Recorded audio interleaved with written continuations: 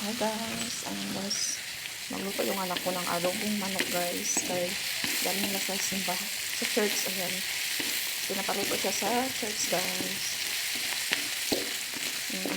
Yan, kadami ng bawang at saka sibuyas niya kasi yung manok guys. Ilang kilo yun anak? Ilang kilong manok? 8 kilos.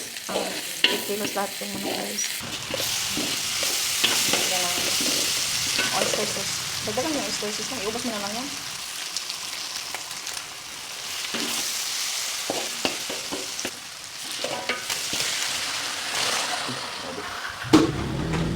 Kilos yun guys.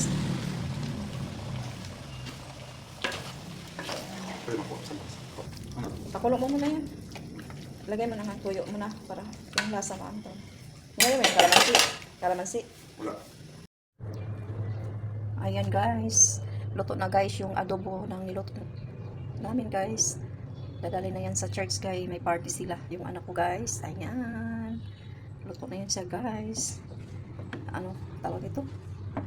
7 kilos or 8 ba yun? Yan, madami. Sobrang dami guys. Kasi marami silang magkasama, mga bata.